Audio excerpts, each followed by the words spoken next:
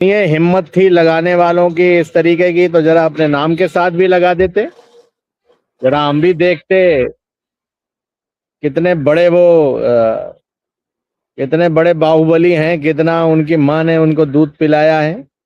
एक माँ बाप की औलाद होते तो अपने नाम सहित लगा करके देखते, पता चल जाता। समाजवादी हैसियत बता देते उनको। लग करके लोग इस तरीके से समाज में विद्वेष फैलाने का काम कर रहे हैं। दंगा हो जाता, कौन जिम्मेदार होता? जिस तरीके से जाति सूचक शब्द लिख करके लोग गुस्से में हैं, आक्रोशित हैं। अगर सड़क पर उतर आएंगे, कानून व्यवस्था को चुनौती अगर होगी तो कौन संभालेगा, कौन जिम्मेदार होगा? क्या भारतीय जनता पार्टी होगी सरकार जिम्मेदार? कहाँ थी पुलिस प्रशासन के लोग? मुझे लगता है कहीं ना कहीं सरकार इसमें शामिल है, और सरकार के इशारे पर इस तरीके की, क्योंकि उनकी जमीन खिसक चुकी है, धरातल पर तो कुछ बचा नहीं है।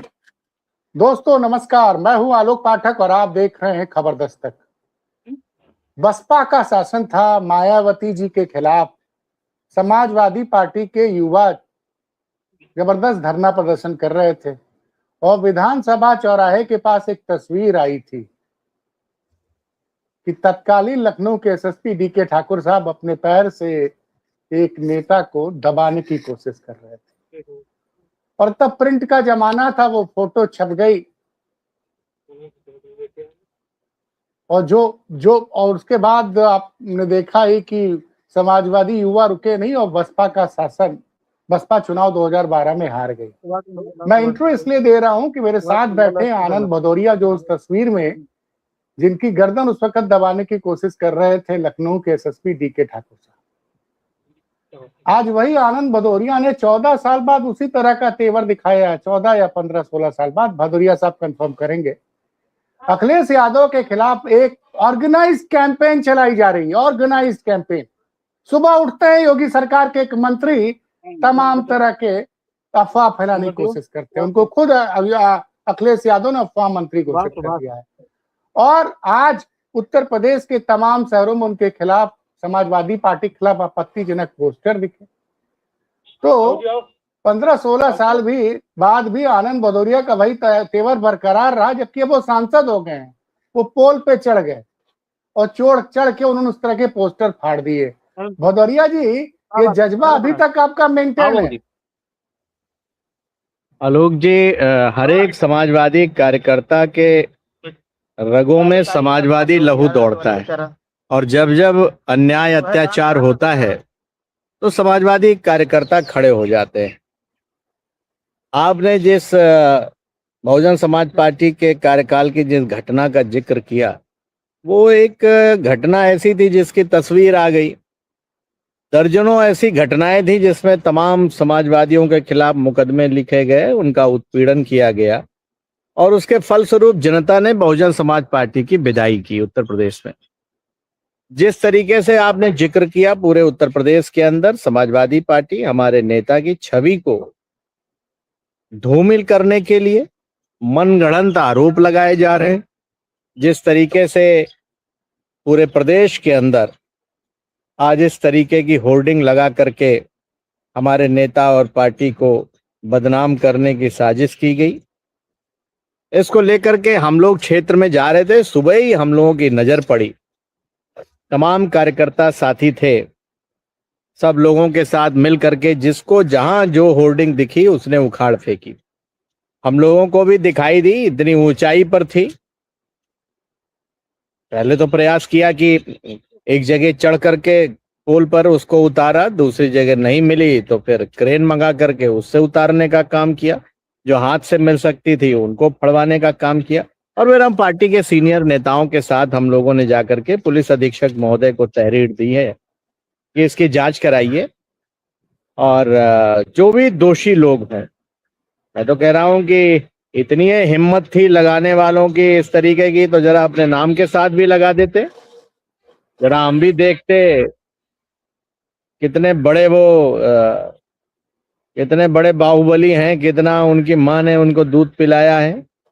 एक माँ बाप की औलाद होते तो अपने नाम सहित लगा करके देखते, पता चल जाता। समाजवादी हैसियत बता देते उनको। लेकिन ठीक है, चलो अब पुलिस को जांच करने दीजिए, पुलिस जांच करे, सीसीटीवी कैमरे वो करे, पूरे शहर की प्राइम लोकेशंस पर आकर के लोग इस तरीके से समाज में विद्वेष फैलाने का काम कर रहे हैं।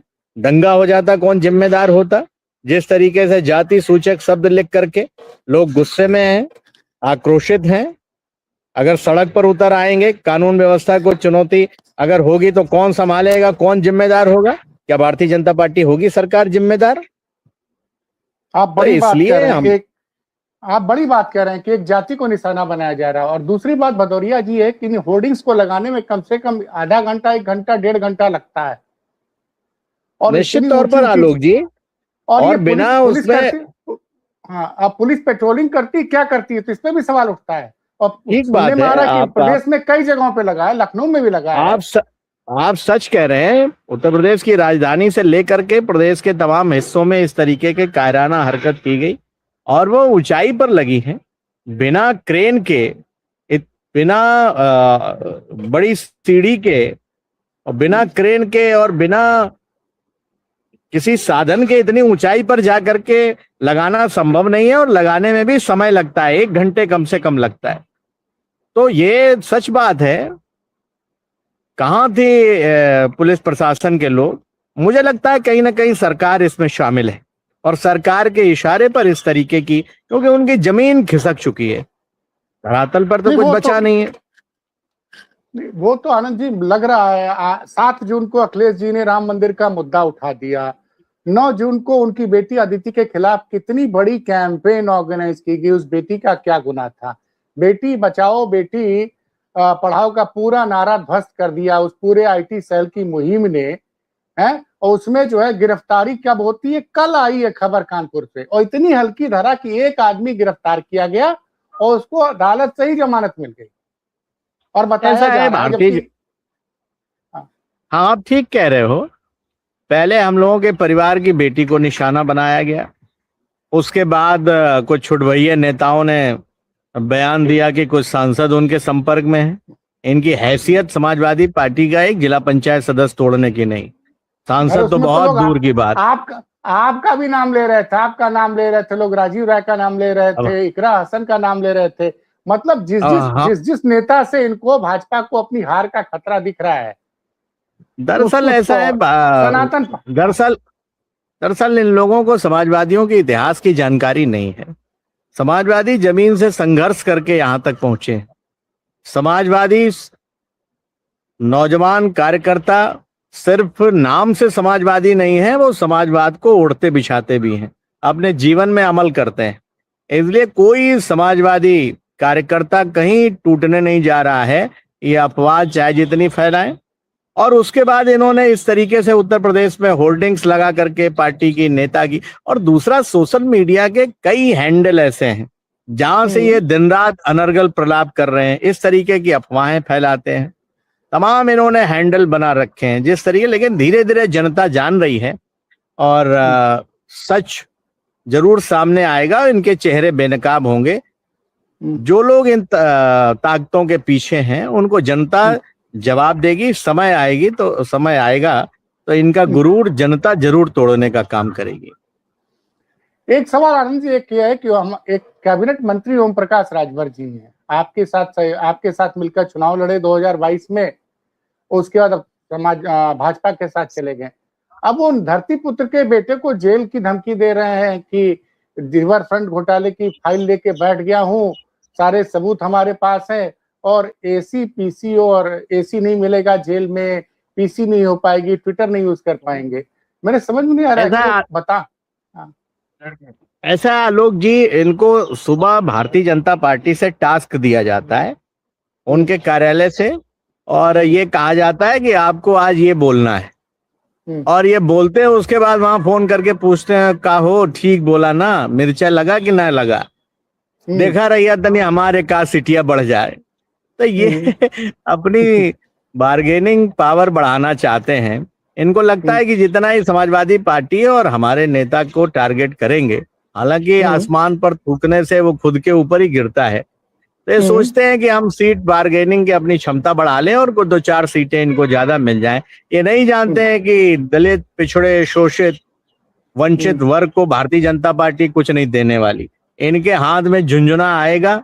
और ये तो कहते हैं कि जिसका खाते हैं उसी का गाते हैं, हम तो बैंड पार्टी में हैं, जिसका बैंड होता है उसी का बजाते हैं। तो ये वही बजा रहे हैं अभी थोड़े दिन बाद, लेकिन हम इन्हें एक सलाह देंगे। पिछली बार तो आप भारतीय समाजवादी पार्टी के सहयोग से चुनाव जीत गए थे विधानसभा का, आपने चेहरा देखा। दूसरे डीसीएम साहब हैं, उनको समाजवादी पार्टी ने बुरी तरह हराई। तो इन दोनों लोगों को अपने क्षेत्र में काम करना चाहिए, और नहीं तो इनकी अगर काम कर लेंगे तो शायद जमानत जब बच जाए इनकी, नहीं तो इस बार ये दोनों लोग उत्तर प्रदेश की विधानसभा का शायद सकल सूरत न देख पाए। लेकिन ये क्या लग रहा है, एक सवाल, चूंकि अयोध्या वाला मुद्दा बड़ा चर्चा में, दरअसल अयोध्या में मर्यादा पुरुषोत्तम प्रभु श्री राम के चढ़ावे की लूट नहीं हुई है, बल्कि डकैती डाली है भारतीय जनता पार्टी ने। और मुख्यमंत्री कह रहे हैं एसआईटी जांच। अरे बिना एफआईआर के देश में पहली बार कोई जांच हो रही है बिना एफआईआर के। आप जांच करा रहे हो, कह रहे हो 15 दिन का समय है। अरे 15 दिन सरकार चाहे तो 15 घंटे में खोल दे, आप तो 15 दिन का समय मांग रहे हो। लेकिन हमें पता है कि फैसला क्या आना है। जो चंपत राय जी ने कहा कि कुछ भी उल्लेखनीय नहीं मिला, वही सरकार की एसआईटी जांच का नतीजा होगा कि कुछ भी उल्लेखनीय नहीं रहा, सब कुछ ठीक ठाक चल रहा है। लेकिन इस देश की आम जनमानस को ये जरूर पता चल गया कि जो भाई हम आप श्रद्धा के साथ कहीं ऐसे ही 1000 रुपए खर्च करें उसका मोल नहीं होता, लेकिन मंदिर में 101 चढ़ा करके आते हैं तो अब उसके साथ हमारी भावना जुड़ी होती। इन्होंने करोड़ों हिंदू भाइयों की भावनाओं को चोट पहुंचाने का काम किया है। और कई धर्माचार्य तो कह रहे थे कि जो भगवान के धन को खाता है वो 7 जन्म तक नाली का कीड़ा बन के रहता है। अब बीजेपी के लोगों की यही दुर्दशा होने वाली है, क्योंकि अपने शास्त्रों में भी लिखा है। नहीं, वो उनके कल तो विश्व हिंदू परिषद के एक अंतर्राष्ट्रीय अध्यक्ष आ गए, मीडिया से बात करने लगे, कहने कि समाजवादी पार्टी तो रामद्रोही है, अखिलेश यादव को इतनी चिंता है तो जाके सबूत दे दें एसआईटी को, वो तो सिर्फ राजनीतिक फायदे के लिए बयानबाजी कर रहे हैं। नहीं, हम बधाई देंगे अपने नेता को कि उन्होंने बीजेपी की लूट का पर्दाफाश किया। और समाजवादी पार्टी क्या इस देश में नहीं रहती है क्या? समाजवादी पार्टी क्या किसी दूसरे देश में रहती है? समाजवादी पार्टी से क्या आम जनमानस नहीं जुड़े हुए हैं? हमारी इतनी बड़ी देश की 3रे नंबर की पार्टी है, तमाम आम जन लोग जुड़े हुए हैं, तमाम हमारे नातेदार रिश्तेदार, हम लोग तमाम पार्टी के लोग जाके दर्शन किए हैं, वहां मंदिर में चढ़ावा चढ़ाए हैं। तो उनकी भावनाएं नहीं है क्या? आप कौन होते तय करने वाले कौन राम भक्त है कौन रामद्रोही है? रामद्रोही भारतीय जनता पार्टी के लोग हैं, इनको कीड़े पड़ेंगे। इन्होंने प्रभु मर्यादा पुरुषोत्तम प्रभु श्री राम जी की जो दान पेटी से इन्होंने डकैती डाली है, यह इनका इसका खामियाजा भुगतना पड़ेगा। नहीं, एक चीज, एक वकील साहब से हमारी बात हो रही थी तो वो तो ये कह रहे थे कि अगर मानहानि का एक मुकदमा हो जाएगा राजभर जी के खिलाफ तो तुरंत वो कल से बयानबाजी करना बंद कर देंगे। वैसे कितनी बार मुकदमा दर्ज कराया जाए? मुकदमा दर्ज कराया जाता है। हाँ, हालांकि हम लोगों ने एक न्यूज चैनल ने चलाया था, उसके खिलाफ मुकदमा दर्ज कराया है। और ये जो ये जिनकी आप बात कर रहे हैं, इनकी मानसिक स्थिति नहीं ठीक है, तो इनके ऊपर कितनी बार मानहानि का मुकदमा दर्ज कराएंगे? नहीं तो क्या आप भी राजीव राय के साथ मिलकर इनका इलाज कराएंगे क्या? राजीव राय कह रहे हैं कि हम और सनातन पांडे मिलकर इनका इलाज कराएंगे हम लोग। नहीं, इनका इलाज ना हम कराएंगे, ना राजीव राय कराएंगे, ना सनातन पांडे जी कराएंगे। इनका इलाज उत्तर प्रदेश की जनता करेगी, और इनका इतना अच्छा इलाज करेगी कि ये जितनी भी आए बाएं साएं ये भाषण दे रहे हैं आजकल तो मैंने देखा कई जगह गाली गलौज भी करने लगे, गाली गलौज जैसे शब्दों का भी उपयोग करते हैं। हालांकि बहुत सामान्य वर्ग से संघर्ष करके यहाँ तक आए थे, समाज की बड़ी अच्छी विरासत थी, उस समाज को तो इन्होंने ठगने का काम किया, केवल अपने परिवार के लोगों को उससे फायदा दिलाया है। अब समाज के लोग भी शर्मिंदा होते हैं जब इस तरीके की ये उल जलूल हरकत करते हैं। मुझे लगता है किसी भी केस से ज्यादा और किसी भी जवाब देने से ज्यादा इनको खुद अपने इलाज कराना चाहिए। और हालांकि उनकी मजबूरी है, अभी आप देखिएगा, मैं तो एक सलाह और दूंगा कि दुश्मनी लाख सही, लेकिन इतनी गुंजाइश रहे जब कभी हम दोस्त हों तो फिर शर्मिंदा ना हो, क्योंकि हमें क्या पता बात है कल कल कल आप फिर समाजवादी पार्टी और माननीय राष्ट्रीय अध्यक्ष जी का बड़ा दिल है, जब भारतीय जनता पार्टी आपको वहां से खदेड़ेगी तो आप त्राहिमाम करते नजर आओगे। और चूंकि हम लोग पीडीए के लोग हैं, पीड़ित, दुखी, अपमानित, पिछड़े, शोषित, दलित, पीड़ित, वंचित के हम लोग उनका सम्मान, उनको हक हकूक की लड़ाई लड़ने वाले लोग हैं, तो हम लोग भी सोचेंगे कि चलो एक समाज का, पिछड़े समाज का व्यक्ति है, उसकी मदद करें। तो इसलिए हम सलाह देंगे कि माननीय अखिलेश यादव जी की मदद से आप जीत करके विधानसभा आए हैं, आज जो मंत्री सुख ले रहे हैं उसमें समाजवादी पार्टी के कार्यकर्ताओं का खून पसीना लगा है।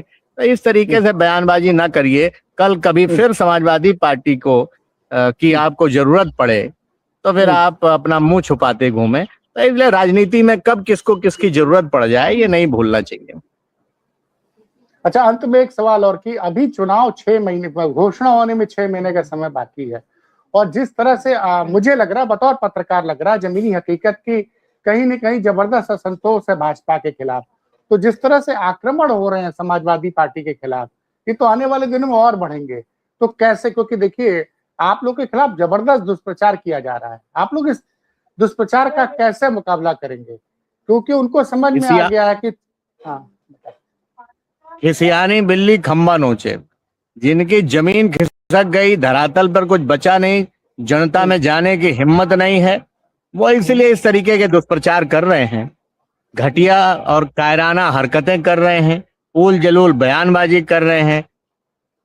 आपने भी कालांतर में देखा होगा इस तरीके की तमाम घटनाएं होती हैं और वही लोग करते हैं जिनका जमीन पे कुछ नहीं होता, जनता के बीच कुछ नहीं होता। इन्हें पता है कि जनता के बीच में जाएंगे तो दौड़ाए जाएंगे, इसलिए सुबह उठ करके इस तरह के हरकत करते हैं और रात के अंधेरे में इस तरह होर्डिंग लगा के चले जाते हैं। चंडाल चौकड़ी बैठ करके इस तरीके का जाल बुनती है, रात भर गिलास लड़ाते हुए सोचते होंगे कि कौन सा अब दांव फेंका जाए इससे समाजवादी पार्टी बदनाम हो। इन सब को समाजवादी पार्टी का कार्यकर्ता, उत्तर प्रदेश की जनता जो कि महंगाई से परेशान है, डीजल पेट्रोल की कीमतें लगातार बढ़ रही हैं, लगातार किसान, आप जाइए, हम तो अभी गांव में बैठे हुए हैं, एक जगह कार्यक्रम में आए हुए हैं, गांव में पूछिए आप, बिजली आ नहीं रही है, ट्रांसफार्मर फूके हैं, तार सब बदलने वाले हो गए हैं, कागज पे बिजली आ रही है, ट्रांसफार्मरों की क्षमता नहीं बढ़ रही है, ओवरलोड। त्राहिमाम मंत्री जी जय श्री राम के नारे में बिजली की समस्या का निपटारा कर देना चाहते हैं और कोई भी परीक्षा नहीं करा पाते। हमारे क्षेत्र के एक लड़के ने आत्महत्या कर ली नीट का एग्जाम देने के बाद, और उसने कहा कि अब दोबारा हिम्मत नहीं जुटा पा रहे हैं एग्जाम देने की, नौकरी मिल नहीं रही नौजवान को, किसान सोसाइटी पर लंबी लंबी लाइन लगाए हुए, खाद मिल नहीं पा रही है, उपज का मूल्य मिल नहीं पा रहा है। तो इसलिए मनरेगा समाप्त कर दिया आपने, मजदूर को भी कुछ नहीं मिल पा रहा है। पीवी जी राम जी लेकर के आए थे, अभी तक कागज में ही सिमटी है, धरातल पर उतर नहीं पा रहा है। और आप दिन रात केवल एक काम कर रहे हैं, चुनाव कैसे लड़ा जाए, जनता जाए भाड़ में, चुनाव कैसे लड़ा जाए, चुनाव कैसे जीता जाए, उसका आप षड्यंत्र करने का काम दिन रात करते रहते हैं। लेकिन उत्तर प्रदेश की जनता समझदार है, इस बार जो भी यहाँ बाहर से लोग आएंगे पैसा बांटने, उनको भी दौड़ाएगी। बस हमारे कार्यकर्ता और नेताओं से हम आपके माध्यम से भी अपील करेंगे, समाजवादियों, आपके लिए ये करो और मरो का चुनाव है।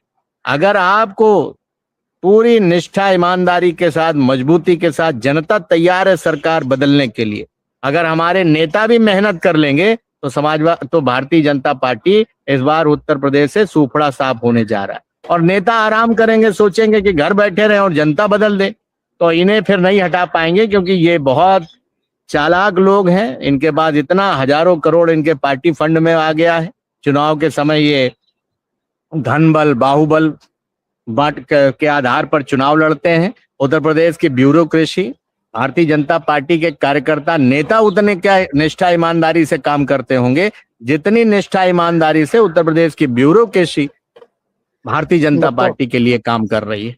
तो इसलिए हम कहना चाहेंगे अपने कार्यकर्ता और नेताओं से कि कमर कस लीजिए, मुड़ैठा बांध लीजिए, दिन रात अगर लग जाएंगे तो भारतीय जनता पार्टी को उत्तर प्रदेश छोड़ करके भागना पड़ेगा। ये ढोल के अंदर इनकी पोल है, बस एक बार पटक दीजिए पैर, एक बार जुट जाइए तो इनको जनता भी दौड़ाएगी, जनता आपका साथ देगी। लेकिन मेरे कार्यकर्ता साथियों, नेता साथियों, अगर आप घर बैठे रहोगे और सोचोगे कि जनता पलट करके दे देगी, हम चले जाएंगे सीधे जीत करके चुनाव प्रमाण पत्र मिल जाएगा, उसके लिए मेहनत करनी होगी। इसलिए कार्यकर्ता नेता अगर मेहनत कर लिए, जिस तरह माननीय राष्ट्रीय अध्यक्ष जी दिन रात मेहनत कर रहे हैं, वैसे ही हमारे कार्यकर्ता नेता मेहनत करें तो निश्चित रूप से उत्तर प्रदेश में समाजवादी पार्टी की बहुमत की सरकार बनने से कोई नहीं रोक सकता है।